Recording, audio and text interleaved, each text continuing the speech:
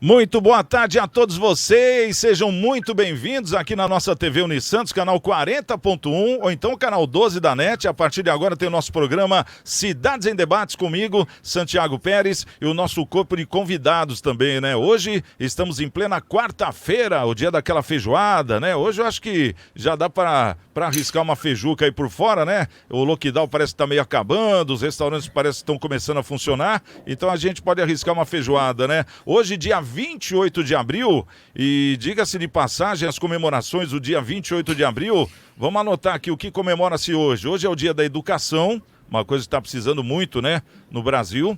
É dia da sogra, olha aí, dia da sogra hoje.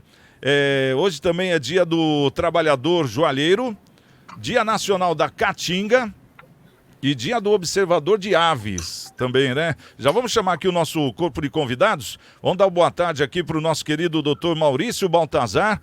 Doutor Maurício, boa tarde aí, seja muito bem-vindo aqui no nosso Cidades em Debate. O que se destaca nessas comemorações do dia é o dia da sogra, né, doutor? Você tem sogra ou não? Como é que é? É uma segunda mãe ou não? Sim, a minha sogra é sensacional. A Lúcia, antes de ser minha sogra, ela já era minha amiga, minha confidente. Depois que eu conheci a filha, então, virou minha sogra.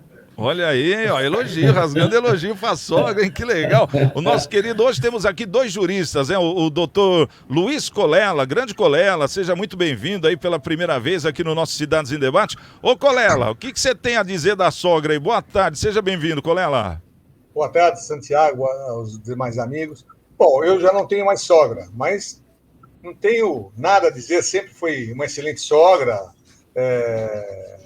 Casei, em seguida ela veio a falecer, mas já na fase de solteiro, ela é uma boa pessoa, nunca, não foi que nem o Maurício, que a sogra se apaixonou por ele primeiro e depois a filha, né?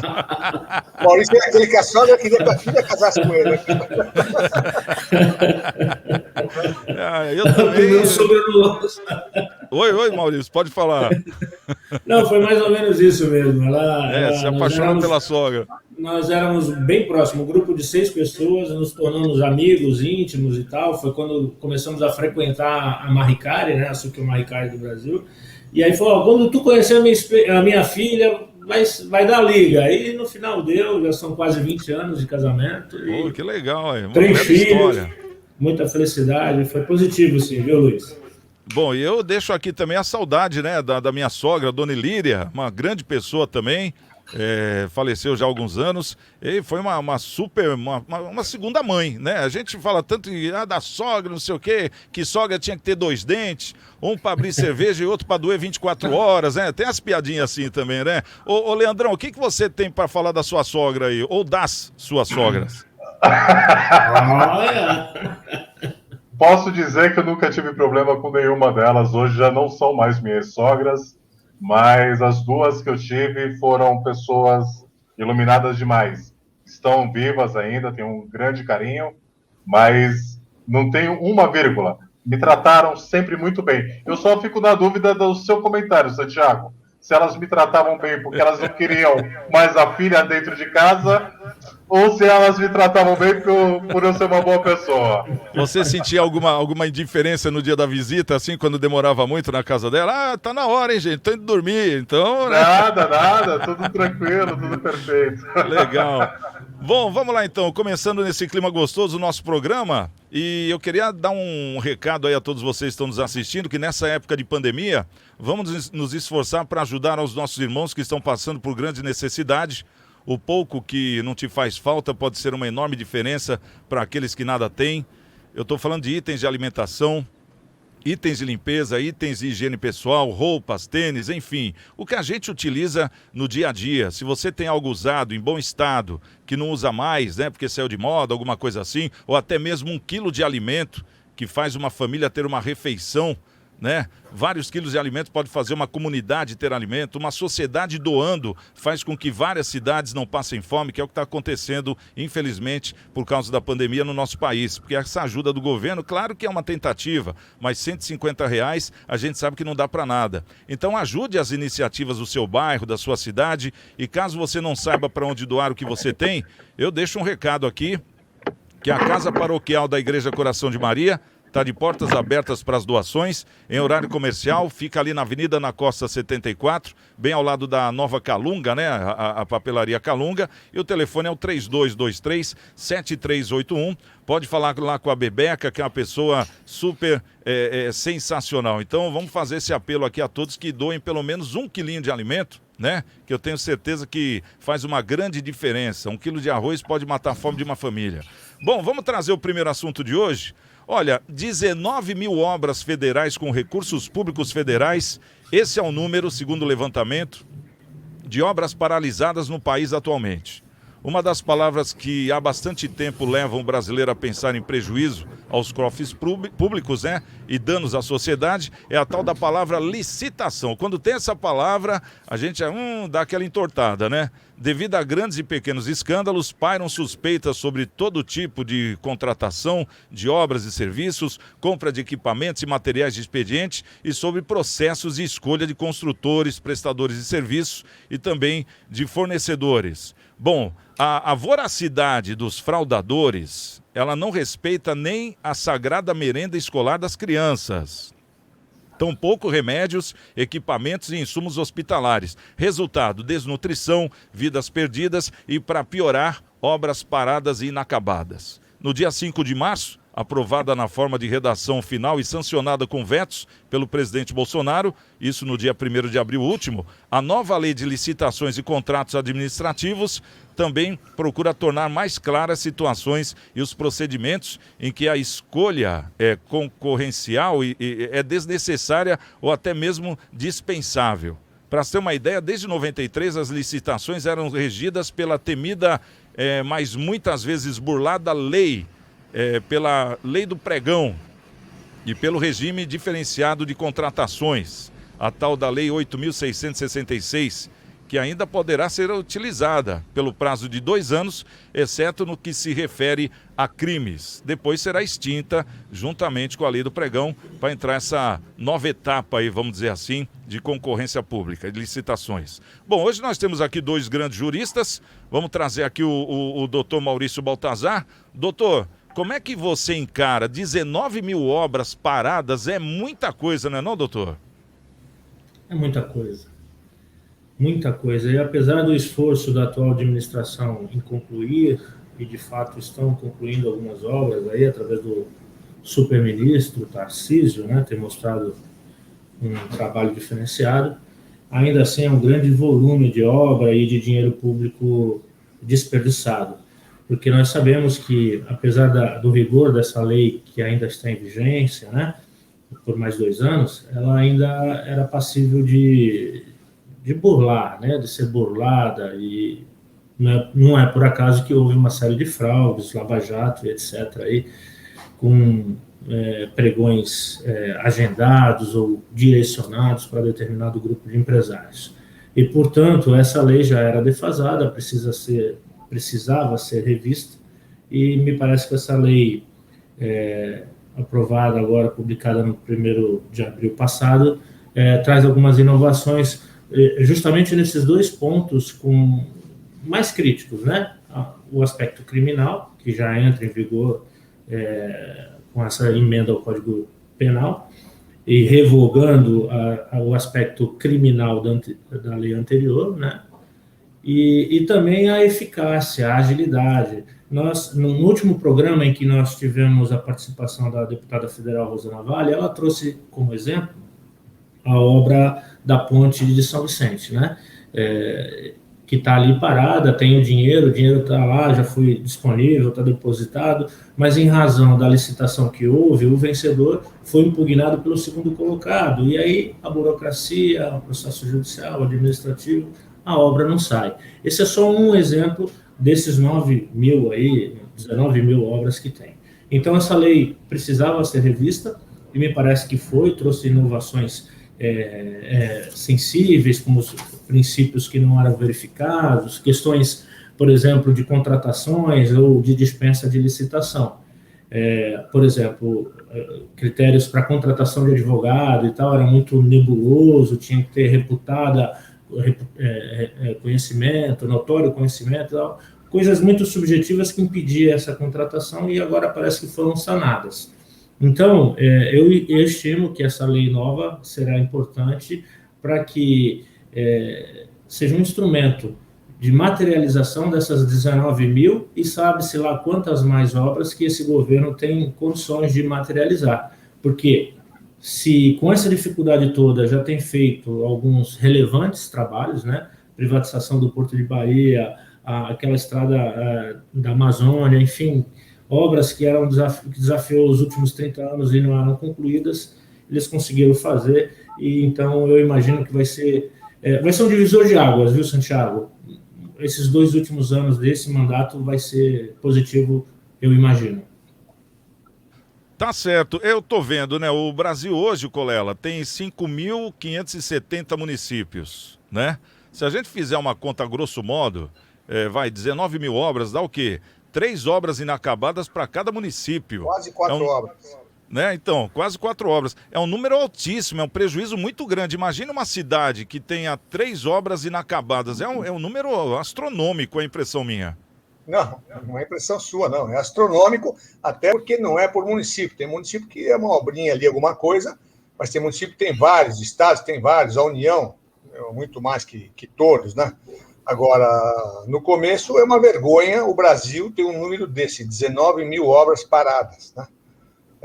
A nova lei veio tentar acabar com o que existia com a antiga, que no momento que ela foi prolatada lá atrás, pensou-se que seria uma salvaguarda, né, para o dinheiro público, o que não ocorreu, mediante os cartéis que tomaram conta e dos corruptos, né, que aceitaram o dinheiro dos corruptores para mudar a estrutura da lei. O que essa daqui tem que evitar, né? A formação desses cartéis e a contratação de uma obra, por exemplo, por 100 milhões, que o que acontecia na lei anterior? A obra custava 100 milhões, contratava-se a obra, uma lá ganhou, acertou com as outras, eu ganho. E depois vinham os aditamentos. Os aditamentos custavam mais caros do que a obra toda, porque a obra parava, porque não sei o quê, porque a empresa não recebia, tinha que parar, também não recebia dos governos, né? Hoje teria que se responsabilizar tudo, os governos que não pagam o que eles contratam, né? E quem não executa a obra conforme foi contratado, né? O cartel hoje está um pouquinho inviabilizado em função dessa nova lei. Eu ainda não estudei muito a fundo ela, porque ela é muito nova, ela é recente, mas ela já inviabiliza um pouco os cartéis, né? Ela obriga a execução da obra, a forçar a execução da obra, nesse caso a empreiteira faça corpo mole, e tem a parte criminal também, né? Que agora está imputando, já era imputado antigamente, né? Mas hoje está bem claro, não tem mais meio na dúvida, apesar que com o STF tudo muda, né? Até as leis e a Constituição são mudadas no STF. Mas, a princípio, é isso. Veio para melhorar, esperamos que melhore. O Brasil precisa disso, né? A estrutura do país, a economia do país, a evolução do país precisa de obras, de estrutura. O país precisa muito de estrutura, saneamento básico, rodovias, ferrovias, né? Malhas aéreas, para levar a integração de todo esse continente que é o Brasil, né? O Brasil é um continente, essa que é a grande verdade. Então, acho que a lei veio em bom momento. Espero que consiga realmente parar o anseio, essa ânsia dos corruptos, né, e dos corruptores de enfiar a mão no dinheiro público e não executar nada. Tá certo, uma cultura esquisita essa também, né? Todo mundo quer o melhor do país, mas a gente vê também que vira e mexe estão mudando os políticos, mas o que não muda é a forma de pensar, né, em questão de bolso. Ô Leandro, esse tanto de obra num país da Europa, quer dizer, é uma coisa que não existe. O Brasil é imensamente rico. Para ter 19 mil obras paradas, imagine quantas obras também que não foram efetivadas. Então, quer dizer, o número é muito maior que isso.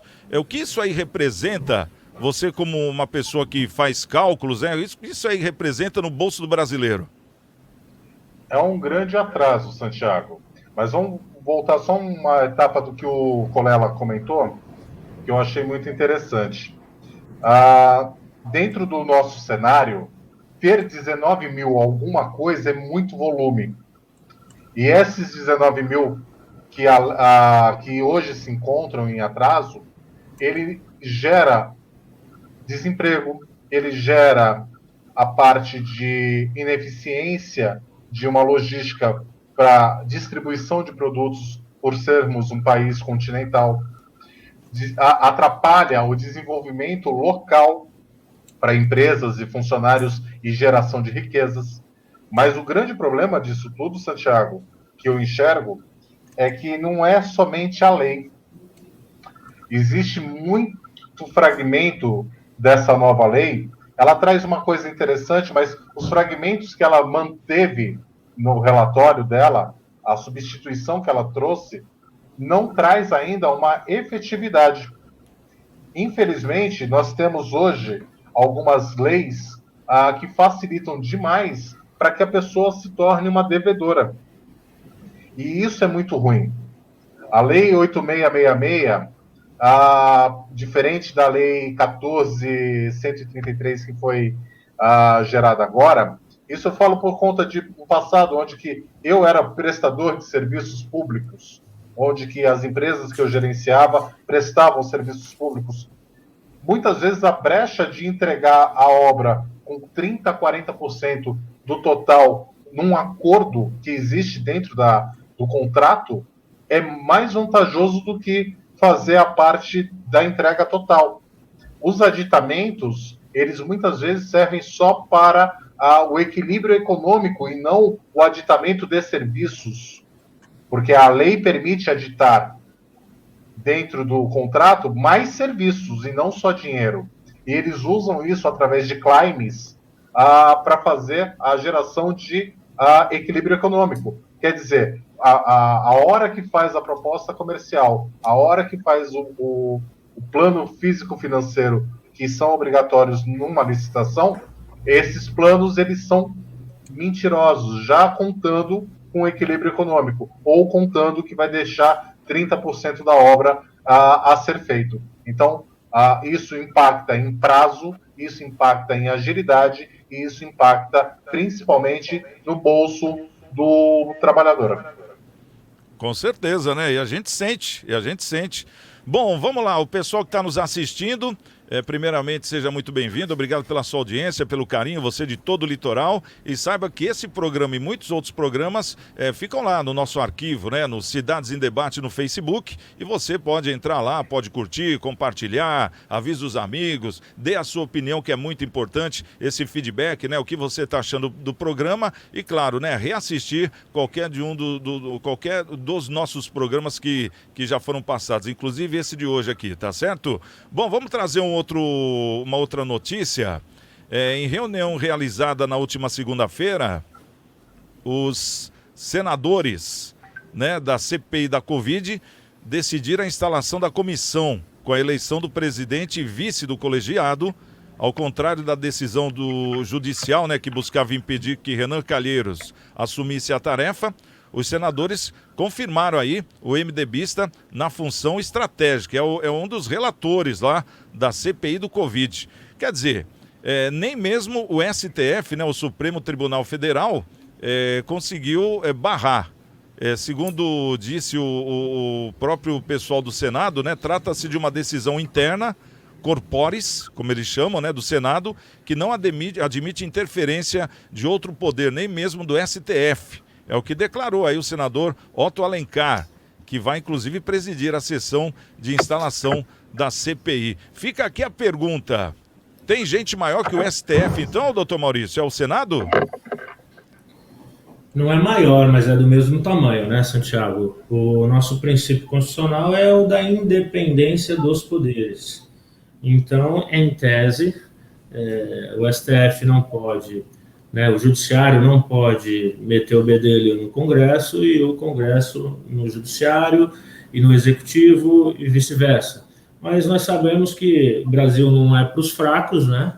O STF impede o Executivo, que impede o Congresso, e a gente acaba vivenciando essa questão antijurídica, no meu ponto de vista. Mas, a lei à parte, o fato é que é imoral, né, Santiago? Se a gente verificar a fama desse relator e tudo que ele já fez pelo Brasil, só por isso já era imoral que ele figurasse na relatoria, no meu ponto de vista. Mas isso ganha maior notoriedade no fato de que o filho dele, que está indo pelo mesmo caminho, está respondendo os mesmos tipos de processos, já foi indiciado, está sendo investigado, enfim, é governador e é um dos objetos da investigação de que o pai vai ser relator. Ora, é um princípio comezinho do nosso direito, do nosso ordenamento jurídico, que um parente não pode servir de testemunha, que um parente não pode julgar aquele aparentado, enfim, ele é suspeito, não deveria estar ali, ele não podia ter se candidatado e os seus pares que o escolheu não deveriam ter escolhido. E, graças a essa decisão espúria, veio uma ordem judicial, porque é imoral. E aí, né, vem a questão constitucional. Deve o judiciário se meter lá no Congresso? Ora, se uma decisão imoral dessa, talvez deva, já que tem exceções, a exemplo do STF, lá com Daniel Silveira. Enfim, nós estamos num imbróglio jurídico que foi causado por falta de bom senso dos congressistas, dos senadores. Se usassem o bom senso, esse senador não seria relator e nós não estaríamos discutindo essa matéria aqui. É verdade. Ô Colela, você acredita que em alguma parte do mundo, em algum país do mundo, tem assim um relator que não tem a ficha limpa para julgar? Não, com certeza em algum lugar do mundo deve ter, principalmente aqui no Brasil, né? É inaceitável essa situação. O juiz está corretíssimo. Não é uma questão interna corporis do Senado, porque o senador ele é um agente político, ele é um agente público. Então, ele tem que trabalhar conforme os princípios éticos, que é um dos princípios da moralidade, que é o princípio da moralidade, expresso na Constituição Federal, né? Então, qual é a ética que alguém que é processado em não sei quantos, parece que 11 processos, junto ao STF, tem a fama que ele tem, né? O Maurício falou que ele trabalhou pelo Brasil, mas eu acho que ele quis falar, trabalhou contra o Brasil, como ele já trabalhou contra o Brasil. Exatamente, que seria irônico, né? Enfim. Exatamente, entendeu? Não tem condição. E, acima de tudo, princípio ético. Ele vai ser o relator de uma CPI que vai fazer contra que vai ser feita, não contra, mas para analisar os governadores do Brasil, né? Dos estados. O filho dele é um dos governadores. Princípio ético número 1. Ninguém vai julgar o próprio filho, nem pode. Mas o meu filho eu não vou apreciar. Como que ele, sendo o relator, ele não vai apreciar uma situação em que o Estado, que o filho dele governe, seja colocado na CPI? Sabe? É uma viagem, sabe, de sonho deles. Né? Eles querem devaneio, fazer né? De devaneio. Eles ainda não perderam aquele ranço de achar que mandam, podem fazer o que querem no Brasil. Precisou um juiz de primeira instância dar um basta nisso, mas, infelizmente, o novo presidente do Senado é outro que está desrespeitando a lei. O judiciário está desmoralizado. Desmoralizado. Não por atitudes desse juiz de primeiro grau, por outras atitudes. Né? Porque quem se lembra bem também, o Renan, ele fugiu de uma citação do STF. Quando ele foi colocado lá numa situação de ser citado por uma ação, ele fugiu. Né? Fugiu e não apareceu, e um dos ministros do STF passou a mão na cabeça dele, não é bem assim, não sei o que lá, e ficou por aí. Vá você, Santiago, ou qualquer ouvinte nosso, telespectador, fugir de uma citação no oficial de justiça. Vá, vê o que acontece. Ele chama a força policial, arromba a sua casa, entra na sua casa, entendeu? Tudo isso. Agora eles se acham acima. Essa mentalidade precisa acabar. O presidente do Congresso errou em mantê-lo, está ofendendo o país, sabe? Está afrontando o país, que quer melhoras, que é gente nova, né? Tanta gente boa lá, né? Vai colocar essa coisa que representa a política velha, rancorosa, esse ranço, né, de coronelismo no Brasil ainda. Totalmente errado. Interna corporis não é, não. Tá certo. Será que é porque eles não sabem até onde vai essa CPI? Por exemplo, a CPI, quer dizer, pela via normal, ela vai ter que identificar os governadores, que vão ter que apontar os prefeitos, enfim, aqueles que têm o que mostrar de negativo, né? Será que não é o que o pessoal anda falando? É uma CPI política? Então ele já sabe que não vai chegar no governador, por isso que ele, de repente, é o relator? Então, quer dizer, pode ser um preciosismo, vamos dizer assim, um excesso de preciosismo, já sabendo qual vai ser o resultado. Uma antecipação, eu fico imaginando aqui, né? Porque não tem uma outra explicação. Juridicamente não dá para explicar, conforme vocês falaram. A não ser que se abrisse uma outra CPI para os governadores, né? E essa aí seria só do presidente. Então, quer dizer, eu vejo uma má fé, no caso dos poderes, aí nesse caso do Senado, em fazer essa CPI desse jeito, já colocando essa pessoa, que é o Renan Calheiros, uma pessoa ficha suja, para ser o relator, quer dizer, ele vai ser o juiz do negócio. Ele que vai apontar, ele que vai analisar. Quer dizer, só no Brasil, né? Hein? Nós temos que olhar essa situação, Santiago, Colela, Leandro, no segundo aspecto, no seguinte aspecto, o político. Está se avizinhando aí as eleições de 2022. Né? Então, preparam uma CPI fake. Aliás, tem um jornalista que defende que essa CPI é fake, está sendo produzida justamente porque as eleições estão se aproximando, e colocou uma pessoa com o gabarito, que é o Renan Calheiros, essa velha política, tudo isso que a gente não quer mais, que o Colela muito bem acentuou. Para quê? Para justamente pressionar o executivo nessa manobra antiga, velha, né, de manobra de cargos e tudo mais, para alavancar condições econômicas para poder disputar as eleições de 2022. Ou seja, foi muito bem pontuado pelo Colela, o nosso presidente novo aí, o Rodrigo Pacheco, não andou bem em manter esse cara para fazer a mesma coisa que já vem sendo feito, é tudo que o Brasil não quer, que nós, cidadãos, não queremos. Então, tem esse aspecto político que certamente está impulsionando esse tipo de providência negativa para o Brasil no dia de hoje, no meu ponto de vista. Ô Leandro, e você, como é que vê essa situação? Como é que você vê esse paredão aí? Na verdade, Santiago, é uma coisa muito desagradável a gente estar tratando de algo que é nítido para quem conhece um pouquinho de política, ou a história da política. Você pega...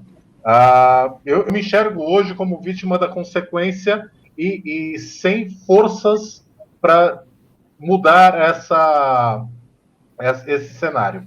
Por que vítima da consequência? Porque isso aí é resultado da nossa Constituição de 88, que deu poder demais para quem não merecia ter o poder.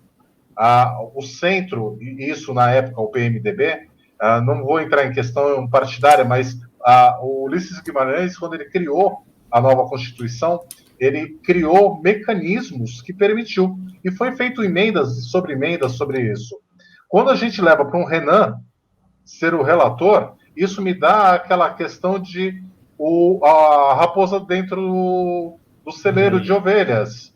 Então, você vê alguém fazendo uma contraposição de valores para ganhar ou motivos políticos, ou forças de cargos, ou simplesmente prender e amarrar os que, abre aspas, que estão tentando lutar por uma transparência. Vendo qual é o motivo da CPI, o foco, o cerne da CPI, a gente enxerga que não teríamos hoje nenhum... Acho que deu uma travada no Leandro. Espero ele não ter sido cortado lá pelo Senado, né? Hein? Mas tá certo. Bom, mas daqui a pouco eu acho que restabelece o sinal do Leandrão. A gente nem tá falando do STF, pô. Então, vai ver, o Senado já tem a mesma tecnologia, a gente não tá sabendo, né, doutor? Então... Bom, vamos falar sobre um outro assunto aqui que é muito delicado também. Falar do sindicato aqui o assunto do Sindicato dos Bancários, que anunciou na última segunda-feira agora uma greve de funcionários da Caixa Econômica Federal de 24 horas em todo o Brasil. O sindicato afirma que 20 funcionários da instituição morreram de Covid somente esse ano, já superando as 18 mortes do ano passado. A classe está reivindicando também o cancelamento da abertura de capital da Caixa Seguridade marcada para amanhã dessa quinta-feira, de amanhã. A venda de ações da estatal na Bolsa de Valores, segundo o sindicato, é uma tentativa de privatização do banco. Então aí tem duas teorias, né? Uma é aquela emergência de vacina, né, para os funcionários do banco e outra é a Caixa está sendo vendida, vamos dizer assim. O que você vê nisso, o doutor Maurício? A Caixa está sendo privatizada aos poucos ou não? Sim, é uma promessa de campanha, aliás, né? A privatização em grande escala no governo. Eu acho que sim. E é uma demanda invencível, viu, Santiago? Porque tem mercado para isso, tem condições econômicas. Eu acho que, a exemplo do que acontece com o Banco do Brasil, poderá alavancar condições econômicas que possa trabalhar mais para o governo, né? Para o povo brasileiro, trazer mais financiamentos, enfim, benefícios em prol da sociedade, além do aspecto do mercado financeiro. Agora, quanto à primeira demanda, Santiago, eu acho que ela é plausível, é razoável. A manutenção da abertura da Caixa Econômica Federal e todo aquele plano do governo com a ajuda de custo, com esses projetos de salvaguarda de quem não tinha nenhuma renda, acabou expondo os funcionários da Caixa Econômica Federal ao contágio, muito mais do que qualquer outra atividade. Eles ficaram lá trabalhando, atendendo ao público. Então, no meu ponto de vista, seria legítimo que eles figurassem com algum tipo de preferência para receber a vacinação. Então, eu acho que é positivo e que deve mesmo conseguir alcançar esse objetivo. Se dependesse de mim, eu autorizaria, colocaria eles na ponta da agulha, porque ainda é necessário, né? Precisamos da Caixa Econômica Federal e dos seus serviços, não só para esse valor emergencial que é concedido, mas para a manutenção da Justiça, por exemplo. A Justiça Federal depende muito da Caixa Econômica Federal, os precatórios, os RPVs, enfim, é uma demanda que precisa ser mantida e, para isso, nem que tenha que receber a vacinação de forma prioritária. Tá certo. Ô Colela, como é que você vê isso? Os funcionários requisitando vacina, até aí tudo bem. A gente sabe que várias funções, várias pessoas de frente, né, precisam realmente estar na lista de urgência. E no caso, os caixas de banco, os motoristas de ônibus, os frentistas, os carteiros, a gente tem uma relação. Até aí a gente concorda. Mas ao mesmo tempo o sindicato está chamando a atenção que estão querendo fracionar a caixa, ou seja, vender a caixa aos poucos, colocando na Bolsa de Valores. Como é que você vê essas duas situações? Bom, primeiro vamos cair na real, né? Não tem vacina para todo mundo. Não tem, porque se tivesse, não precisaria ter prioridade. Era só se apresentar num posto de vacinação e tomar a vacina, independente da idade, na fase adulta, logicamente, e tomar a vacina. Agora, prioridade para uma classe, no caso da Caixa Econômica, então por que não para o Banco do Brasil, por que não para outro banco? Não, porque todos trabalharam. A Caixa talvez tenha sido mais exigida nesse momento social? Sim, talvez. Mas e as prevenções, né? Máscara, luva, higienização do local de trabalho, né? Será que não são suficientes também para manter? Tem que trabalhar. Eu vou fazer uma pergunta para os ouvintes, né? E vou responder em seguida, mas eles vão pensar a mesma coisa aqui, eu tenho certeza. Quais são os 2 piores sites de instituição econômica que vocês trabalham? Quais são os 2 piores sites? Eu vou responder para vocês. Caixa Econômica e Banco do Brasil. São os 2 piores sites. Precisam ser privatizados, sim. Nós precisamos tirar esse custo do governo, entendeu? Não desse governo, não é desse governo aqui, do governo, dessa conta, porque tudo que é governo é com o nosso dinheiro. Então, precisa ser privatizado, né? O banco hoje teria outros meios de fazer a população ter um dinheiro financiado, né? Muito mais fácil. Você vê, tem o BNDES que financia as empresas, mas o dinheiro do BNDES só passa pelas entidades financeiras. A pessoa não pode fazer um empréstimo direto com ele, tem que passar por uma instituição financeira, ela cobra a comissão dela. Mas por que isso? Porque o Banco Central também não pode fazer direto para as pessoas, né, diretamente para o usuário. Então, é difícil. Agora, não é que eu sou contra a prioridade, é que não tem vacina, sabe? Então, a vacina tem que ser efetivamente quem tem prioridade em função da idade. Se alterou em função das variantes, tem que se repensar, mas ao se dar para alguma classe especial, seja bancário, seja, por exemplo, feirante, seja, por exemplo, servidor do judiciário, não dá conta. Não dá. Todas as classes, a vida humana ela é prioridade em qualquer classe assistencial, em qualquer classe profissional, aliás. Então, tem que haver vacina. Não tem, então tem que ter um critério. O critério hoje é a idade e está válido. Tem que ser isso. E, essencialmente, logicamente, a única prioridade que eu concordo são para as pessoas que trabalham na área da saúde. Porque sem elas não adianta ter injeção ou vacina que não vamos ter aplicação. Então, realmente, o pessoal da área de saúde e seguindo a prioridade das idades, né, eu acho perfeito. Quanto a privatizar a Caixa, eu acho que tem que ser privatizada, concordo. Eu concordo. Só isso, não dá para discutir com o sindicalista, sabe? Tem que ir para o meio privado, e o meio privado que arca com esses custos. O governo não precisa arcar mais com esses custos de banco econômico, disso, daquilo. Nessa situação, né? O mercado é concorrente e quem for bom que fica estabelecido, quem não for, sai do mercado. Tá certo. Ô, Leandro, você que trabalha com o mercado financeiro, enfim, como é que você vê, no caso, uma Caixa Econômica Federal sendo privatizada? Eu acho que está congelado ainda o Leandro, né? Mas não tem problema, fica aqui a pergunta para ele responder assim que ele conseguir restabelecer o sinal, né?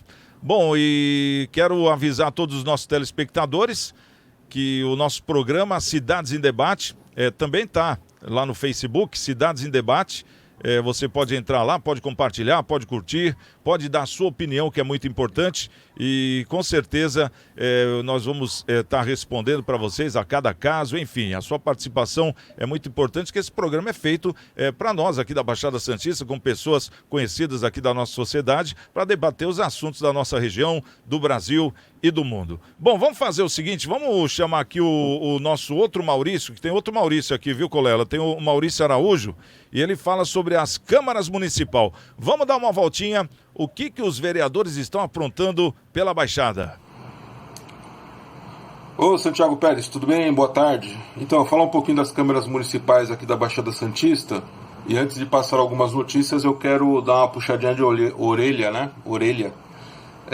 Nas câmaras municipais de Bertioga, que está tudo atrasado, tá? As notícias da Câmara Municipal de Bertioga são de 2020, tá? Então tá sem publicar a pauta, sem nada, então tá bem atrasadinho lá no site.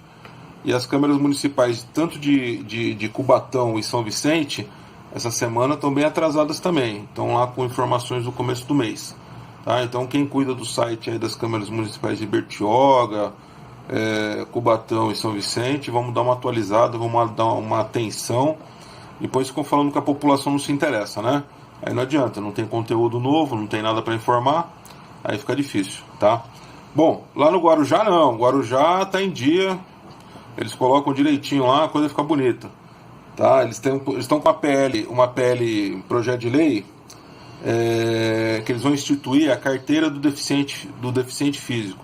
Então no município agora vai ter uma carteira de identificação para as pessoas portadoras de necessidades especiais, tá? Isso é bacana, facilita o acesso nas repartições, facilita acesso em estacionamento, fila, identifica em ônibus, né? Então é bacana ter essa carteirinha aí para as pessoas que precisam realmente, tá? E outro projetinho que pensaram lá em ajudar a ecologia, o meio ambiente, eles vão obrigar a colocação de cesto de lixo nos guarda-sóis. Então todo guarda-sol que tiver em faixa de areia, de praia, vai ser obrigado a ter uma lixeira. tá? Então vamos ver se esse projeto de lei pega, né? Se não vai ser mais uma daquelas leis que não pega, né? Eu acredito que serve como conscientização para as pessoas esse projeto de lei, né? Vai, consome e leva o lixo da praia para não ficar jogando na areia, porque a quantidade de lixo que tem na praia é brincadeira, viu? Isso daí é uma falta de respeito com o meio ambiente e com as outras pessoas terrível. Santiago, lá em Praia Grande também estão votando um outro projeto de lei que trata da violência doméstica. É um projeto que obriga os condomínios residenciais noticiarem, informar a polícia, os órgãos competentes sobre qualquer tipo de violência doméstica, familiar, contra mulher, criança, idoso, deficiente físico. Então, se no condomínio tiver relatos de violência doméstica, o condomínio é obrigado a notificar, tá? A polícia, notificar a guarda municipal, notificar os órgãos competentes aí de segurança, tá? Então é isso aí, Santiago. Essas são as notícias das câmaras municipais, tá? Depois eu volto com mais notícias aí no próximo programa. Um abraço, Santiago! Valeu, tá aí o Maurício Araújo, gostei daquela da sacolinha no guarda-sol, muito boa, mas é uma coisa que, conforme o próprio Maurício falou, as pessoas já tinham que ter consciência disso, porque eu vou falar, o que tem de lixo aí boiando, e principalmente em temporada, é uma coisa impressionante. E essa também da violência, né, do próprio condomínio denunciar algum tipo de violência, eu acho que evitaria, não sei, eu até inibiria, não sei se evitaria, mas pelo menos inibiria vários crimes que a gente tem acompanhado aí, principalmente contra crianças, né? O que vocês acharam aí dessas matérias aí que o Maurício trouxe pra gente? Vamos começar aqui com o doutor Maurício Baltazar.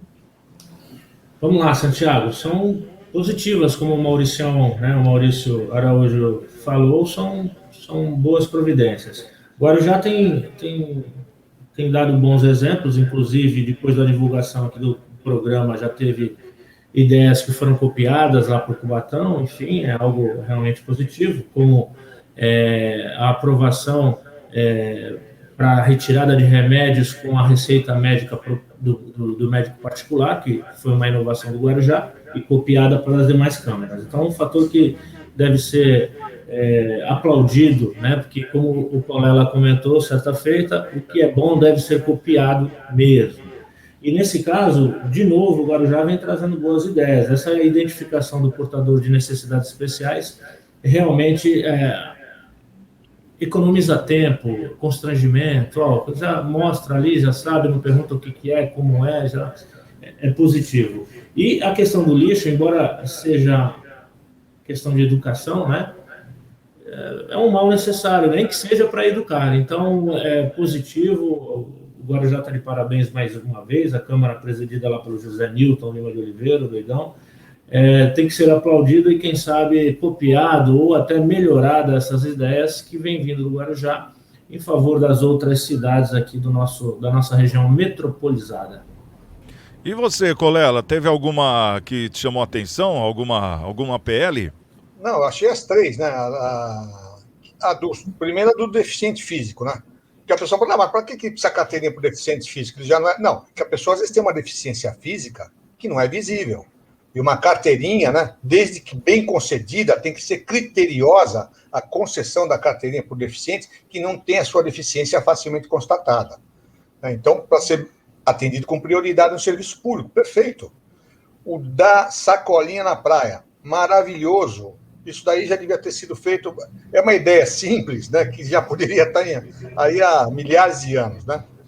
Por quê? Porque a pessoa tem que levar seu lixo embora da praia, ou pelo menos jogá-lo nas lixeiras públicas. O que acontece? Mas a lei não vai pegar. Pega, sabe como que vai pegar? Se doer o bolso de quem está na praia.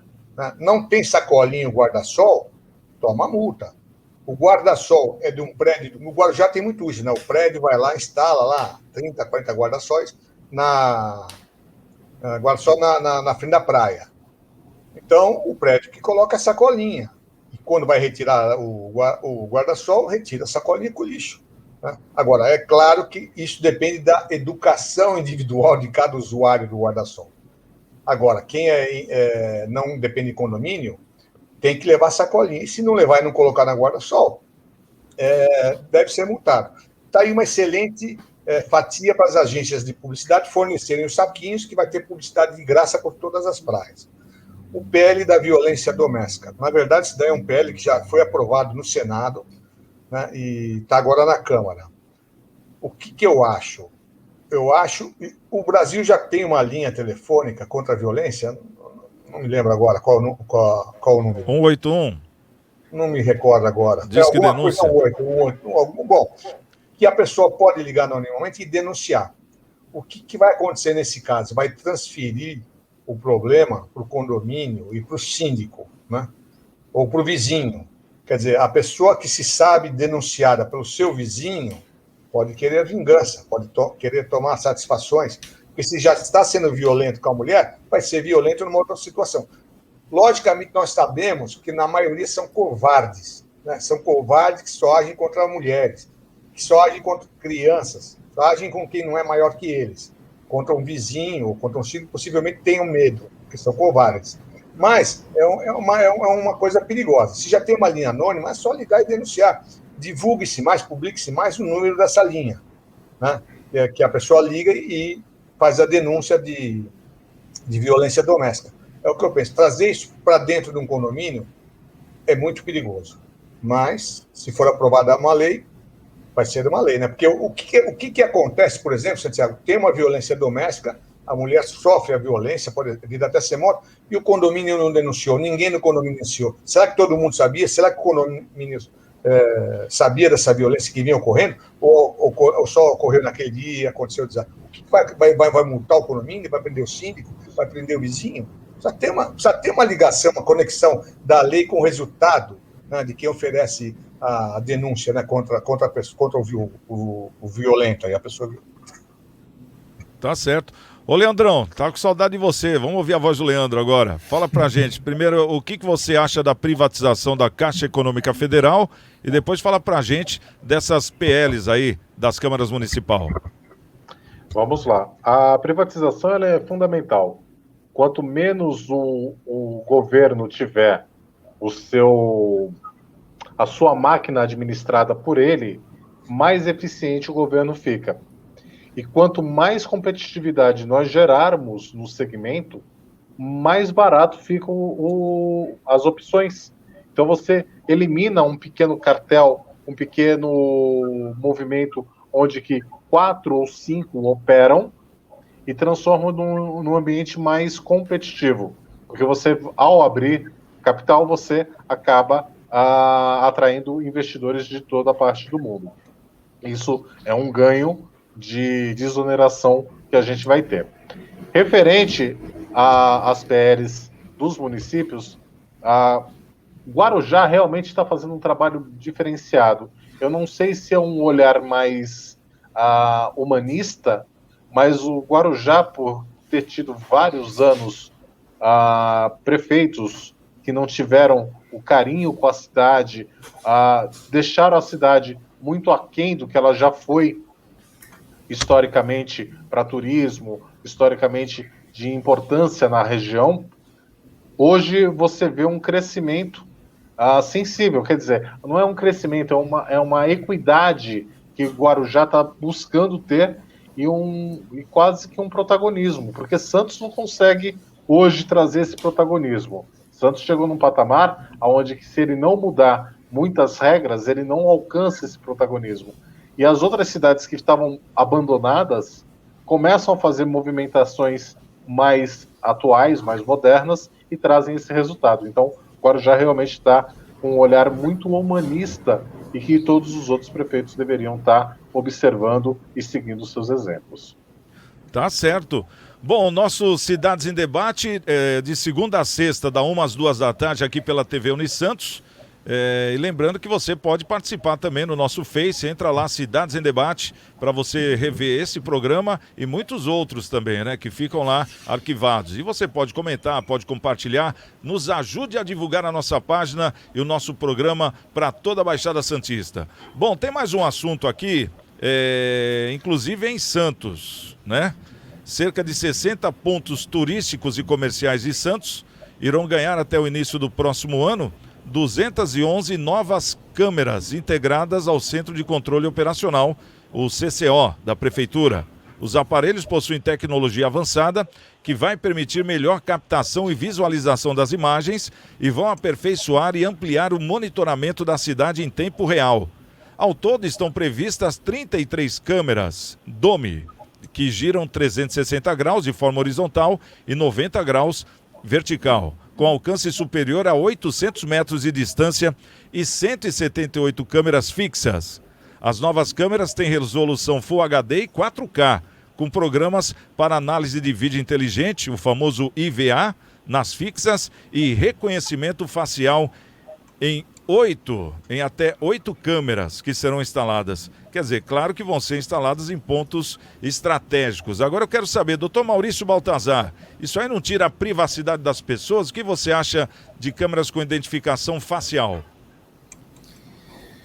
São dois aspectos, né, Santiago? Essa questão da privacidade, da individualidade, enfim, do segredo, uma série de questões individuais que acabam se perdendo, né, e ficam em mãos de terceiros, que muitas vezes você nem sabe. Já é fator de grande discussão jurídica, inclusive, já estão judicializando essa questão em condomínios de luxo, condomínios residenciais, porque o sujeito tem lá o cartãozinho, aí substituído pelo reconhecimento facial, enfim, mas eu não quero a minha imagem que seja nos seus arquivos, enfim. É uma questão delicada.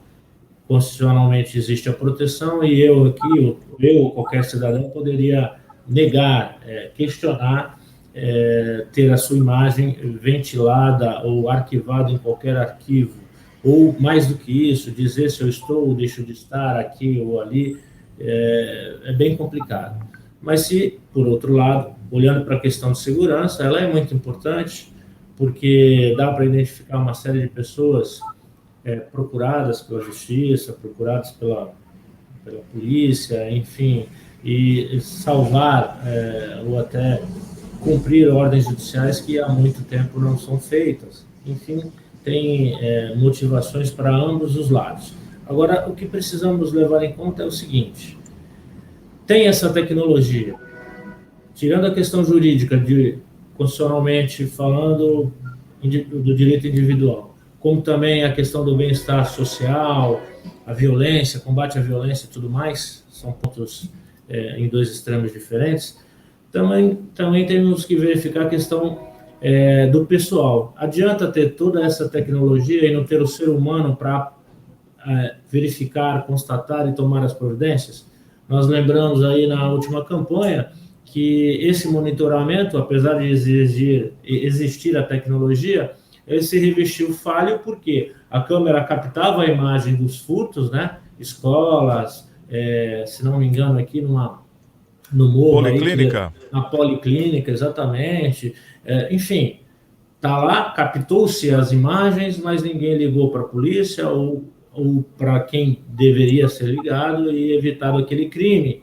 Então, são essas três condições. A tecnologia, mas ela tem que ser bem utilizada, depois de vencida essa questão da individualidade, né, do segredo, de ter o direito de imagem, tudo isso que vai ter que ser pontuado de forma equilibrada, com bom senso, para dividir entre o direito da comunidade em proteger e perseguir e o direito do indivíduo de ter a sua imagem para lá ou para cá. Tem que ter os devidos cuidados para evitar fraudes, né, Santiago? Se no último super furto de dados, se não me engano, o Serasa já causou milhares de fraudes, imagina usando a sua imagem, como será o nosso futuro? É uma questão a ser pensada. Tá certo. Doutor Colella, no Brasil hoje já existe essa identificação para carro, né? A pessoa que não pagou IPVA, aquela coisa, existe já as câmeras que captam o carro que está atrasado para multar, enfim. E agora com essa câmera aí de facial mesmo, identificação facial, você acha que é legal, não é? Como é que você vê isso? Santiago, para multar e arrecadar dinheiro, na hora, né? Eles fazem qualquer tecnologia. o que eu penso, particularmente eu penso, né? A razão jurídica, a questão jurídica é extensa em relação a isso. Privacidade, contra a segurança, isso, aquilo. O que eu penso, né? Eu penso o seguinte: as câmaras estão colocadas em locais públicos. A pessoa que não quer ser vista na praia ao meio-dia, vou mostrar minha imagem na praia ao meio-dia. Não vá na praia ao meio-dia. Ou até a prefeitura, que faz, não mostra imagens da praia personalizando as pessoas por essas câmeras, né? Por amostragem. As que necessitam realmente fazer reconhecimento facial para identificar alguém, alguma pessoa, essa sim, mas não mostrar ao público, dentro do circuito de segurança da própria prefeitura e da segurança pública estadual, que é competente para observar isso também. Em questão de segurança, é o que o Maurício falou. Não adianta a câmera filmar o cara roubando o outro ali, porque não está evitando o roubo, né? Em alguns casos até previne um pouquinho, porque a pessoa sabe que pode ser filmada, ela não vai cometer o crime, mas normalmente ela vai roubar, não está nem aí para a câmera.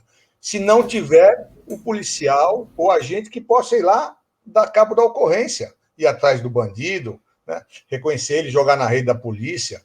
Não adianta toda essa tecnologia. Parece que nós vamos chegar a esse ponto, porque traz uma certa comodidade. É que nem nós que usamos o sistema Anchieta Imigrantes, você não vê mais policial rodoviário que não seja fora do posto da polícia rodoviária. Você não vê policial rodoviário parado no meio da estrada, rodando através da estrada. Por quê? Porque agora tem câmeras. Para que eu vou mandar um policial lá? Mas entre as câmeras, os usuários cometem alguns irresponsáveis, verdadeiros absurdos, cortando, andando pelo acostamento. Isso não acontece nada. Você não vê a satisfação de quem não faz isso, segue a lei, é ver o policial parar um malandro desse e aplicar-lhe uma multa, tomar-lhe o carro, né? Agora, a privacidade, você não quer ser filmado, não vá ao local, é um local público, né? Então, está agindo em seu benefício. Pode tirar um pouco da privacidade? Pode, mas a discussão nesse sentido é muito ampla, né? Eu acho que para quem não deve nada e não teme, não faz diferença. Agora, para quem teme, lógico, para ser contra, esse negócio de privacidade, para mim, é secundário.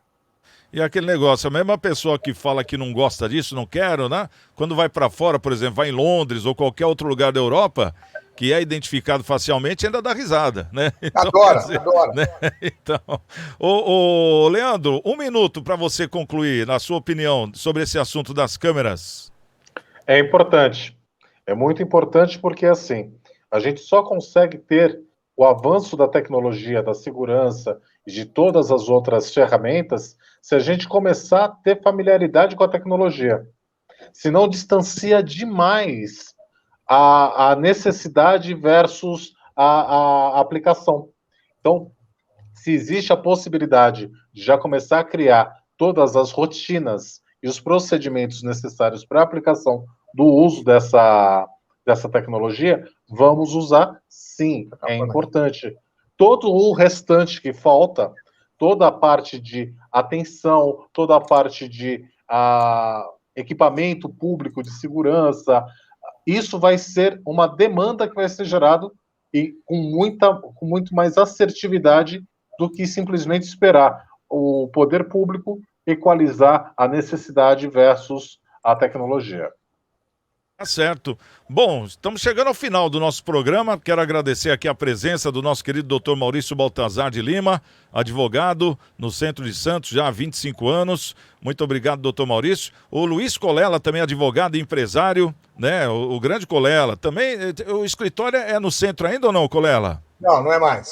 Não, né? Ele também era um sobrevivente do centro, viu, doutor? Mas na época boa, viu? Na época boa do centro.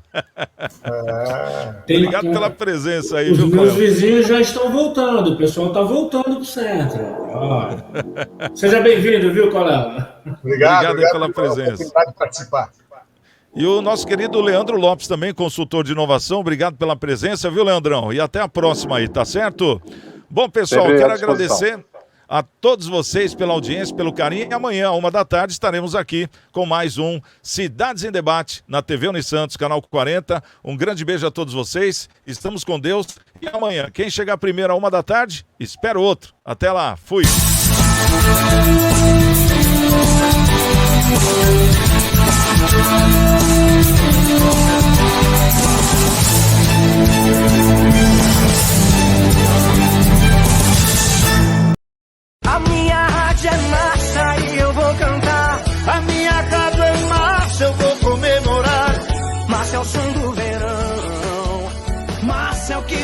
mais feliz.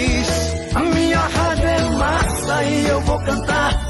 A minha rádio é massa, eu vou comemorar. Massa é mais que paixão, e o som da massa é o que eu quero ouvir.